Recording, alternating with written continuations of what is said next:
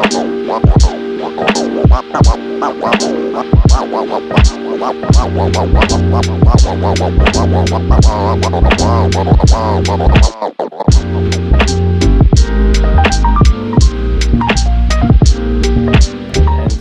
know what those statistics look like. In the earliest days of cannabis legalization, especially if you were in Colorado in 2013, 2014, if you were in Washington during that time, this is the dawn of the regulated market. And one of the most common conversations you heard at the time was, can we truly create a different kind of industry? Can we make sure that this does not grow into yet another industry that is run by white men? And the hopes were high. This was the years of early Women Grow being founded. And sure enough, those early statistics looked really good. It did look like there was going to be more female ownership, more female management in the industry. But then we started seeing data coming out about people of color owning and managing cannabis businesses. And that was pretty grim, and it remains pretty grim now. And I think what we're seeing is that cannabis will become, owned and operated primarily by white men, just like every other industry in this country. Yeah, unless there's like much more concerted effort to to change that.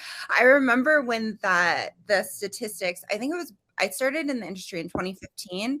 I think it was around then when people were still saying there's all these female executives, our percentage of female leaders, it's higher than the national average. And now that's just not true. So I'm like, well, not anymore. So here we are.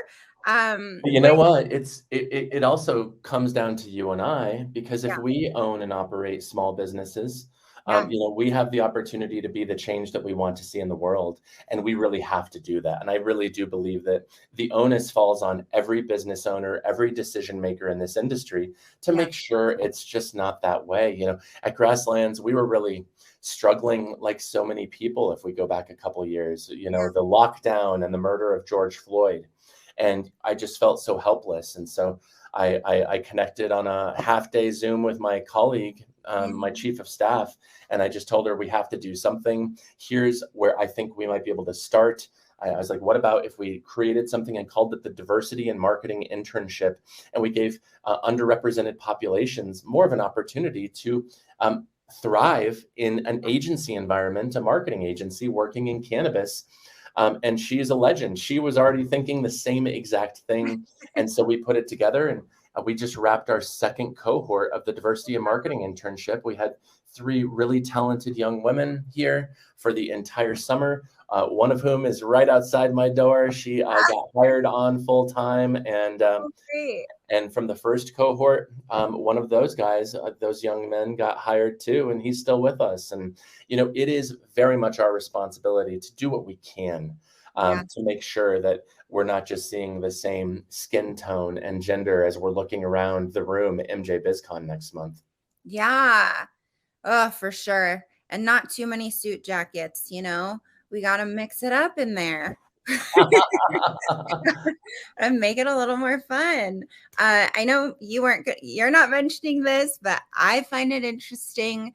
I have been told, is your background Indigenous? Yeah, I am. Yes. Yeah. That's amazing. And so that's, I've been watching kind of what tribes around the country have been doing.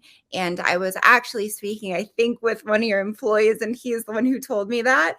I find that fascinating because it is, just like you were saying, important to everyone in the industry, even if we're not plant touching, even if it's the businesses supporting the businesses, the ones growing, helping everyone else grow. I think we count as diversity. And so you count as that, not just the actions that you're taking, but also your participation in such a meaningful way. Yeah. Very proud of my Indigenous ancestry and heritage.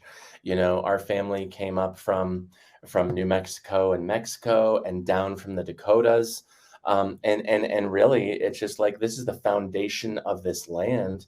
Pick up a history book to see how the Indigenous people were ultimately treated in the 1800s by the Westerners coming inland for gold and other purposes. So, unfortunately, we have a long history of screwing over these disadvantaged, these underrepresented populations, and we certainly acknowledge that here. In fact, we have a 26-foot long painting that we commissioned as we were building out our headquarters in Denver.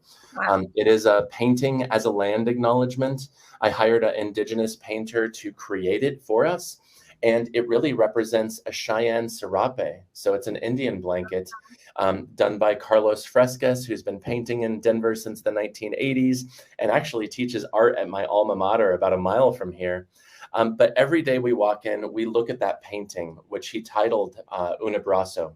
And it does very much remind us every day of the original inhabitants of this land being the Cheyenne, Ute, and Arapaho.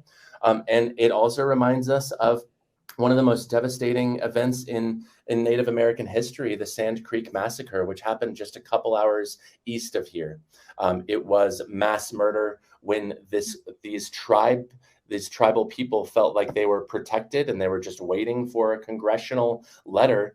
And next thing you know, they were ultimately murdered, hundreds of them. And so yeah, we feel that it's very important to pay tribute to that, but also just to never forget that. It's very easy wherever you might be throughout the country to think, oh yeah, Las Vegas, this is my home. This is how it's always been. No, it wasn't. And it's so essential to take into consideration the original inhabitants of the land on which you exist. Yes, that's a unique perspective I feel like you have. It's really interesting. I appreciate that. Thank you for sharing that. And I would love to see that painting at some point. Are there photos? Oh yeah, you could check it out on our website. It's I believe it's let me see. I believe it is under the tab that says, there it is, Who We Are. You'll see a drop down that says Un Abrazo, and you can read the artist statement. You can see a video about the creation of it. But also another thing I would encourage entrepreneurs out there to take into consideration is, we need to keep DEI top of mind as it relates to our own house. Who are we hiring? Who is on our board? Who is doing the hiring, but also like who are our vendors, And so when a brand hires Grasslands, they know they are hiring an independent, indigenous-owned marketing agency. Yes. I think that's massively important when you look at these corporate CPG DEI scorecards. This is very much looking at who are the vendors that you're hiring, and that was really educational and enlightening for me. I remember 5 years ago kind of learning about this and just recognizing, okay, who are my vendors?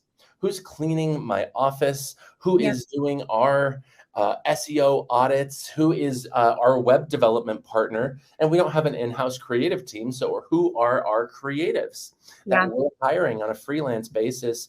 And we did very much a wholesale audit of that to make sure that we were working with the right partners. And that's not to say that we don't work with white male partners. Of course we do. We're cognizant, we're conscious, and we are very intentional about who we work with.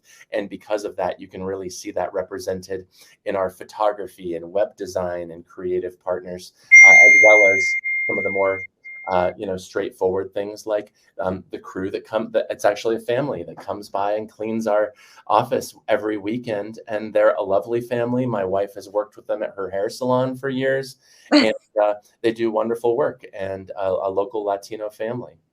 Oh, that's amazing. I'm doing a lot of diversity planning right now, so I know what you're talking about. And it's an interesting thing to think about, the vendor piece of it, because I'm like, okay, where are the pieces where I'm always dealing with men? The security companies, the construction companies, the architects. Like, okay, now how do I find any more of a diverse group to at least just consider, like give a chance for these roles?